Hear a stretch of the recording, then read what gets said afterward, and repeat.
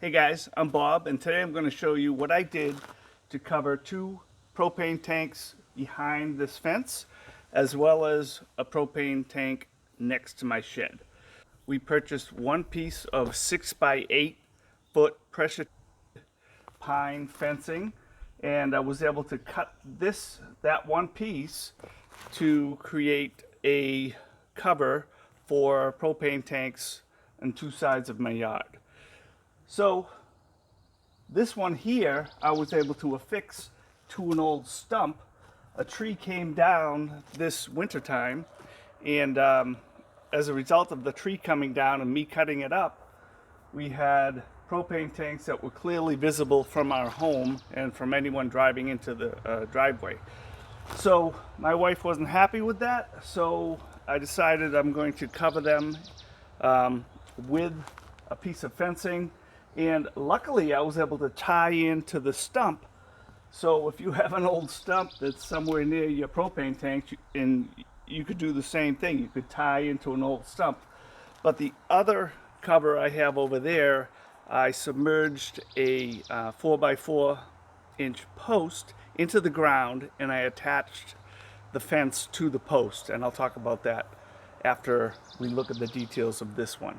So if you have a set of propane tanks or a propane tank, or even an air conditioner that's outside your home, or maybe a mini split that's outside your home and you want to cover it up for when people drive into the driveway or walk into your home, this is I'm going to show you one way that you could do that using pressure treated fencing. So let's look at the details of this one here first, and then I'll head over to that one next to my shed. Okay, so this is the one that actually had the stump, and you can see here the bottom of the stump here that comes out, and if you look closely, there are a number of screws into the stump. But if we go around to the other side, as you can see, here are the propane tanks. So what I did here is I used my chainsaw and I came down from the top down and I gave it a flat edge. And then I added a couple of 1x3s, 3 of them sandwiched, and that gave me a kind of a flat surface area to attach the fence to. And that's what I did there. Over here, I found some hardware that I had that I could use to affix the fence to the shed as well. And I had this piece of wood left over from something, and I also secured it down here with another bracket. So just a couple of brackets, and I tied this wood into my shed. And if we come over here,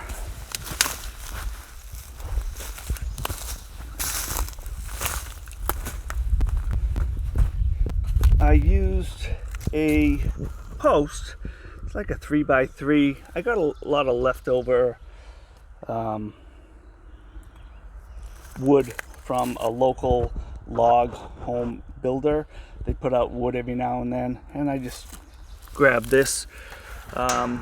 And what I did is I recessed some lag bolts into the stump over here. And then I was able to tie in the front of the fence to this post here. So that just stabilized this side of the fence. You just want to make sure everything's stable and level. Obviously, you want to make sure you have your level on here to ensure that everything is level when you're doing this. So that's essentially what I did.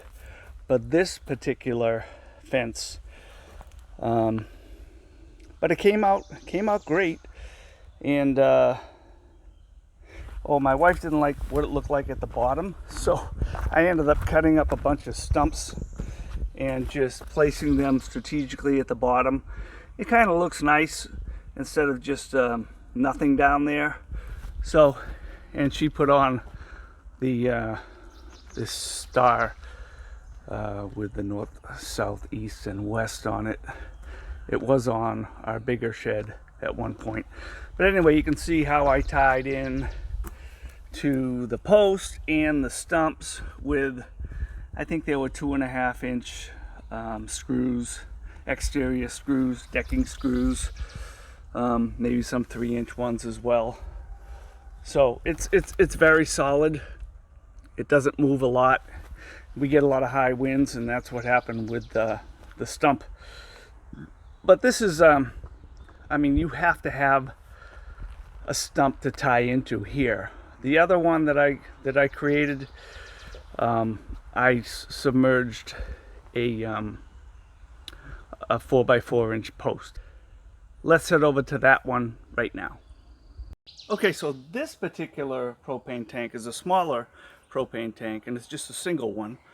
And what I did here is I actually submerged a 4x4 inch post into the ground. I brought it down about 30 inches deep and surrounded it with rocks. I'll show you that in a moment, but it's a more conventional way to install a fence as opposed to connected to an old stump. So let's look at the details here as well. Okay, as we walk over closer to it, you can't see the propane tank, and we just wanted to make sure people couldn't see it driving in. Now, if you came around this side, you can see it. But it does the trick and allows this technician to get there to fill the propane tank. So let's talk about what I did here. If you look in the back, you can see that I have a 4x4 inch post that I submerged into the ground. And I went down about 30 inches. They say you should probably go a little bit lower than 30 inches, at least where we live, to get below the frost line. But, you know, if it was a whole fence you're putting in, I agree with that. But for a single fence post, I think I'll be fine. So I just made it a little bigger than it had to be, and I put stones around the side, and then I filled it in with the leftover dirt that I pulled up. And it's very solid. It's not going anywhere. And then what I did is I tied in the fence to the post. And I obviously cut it. I cut it in a couple of pieces. This is all from that one 6x8 foot fencing that we purchased. So come over here. I used some brackets there to tie into my shed, and a bracket down there, and I also used same brackets here so that it would kind of enclose it a little bit. I didn't even put a bracket down there, didn't really need it. So it's very solid. I didn't use any cement or anything like that with the fence post. But I think it came out really nice. It reminds me of one of those outside showers that you see, you know, at a beach house. But it came out nice, and you don't see that ugly propane tank when you drive into the driveway. So that's essentially what I did to create a cover for propane tank here, as well as 2 propane tanks over there. So if you have any questions at all, please leave them in the comments. And I appreciate you watching this video, and we'll talk to you next time.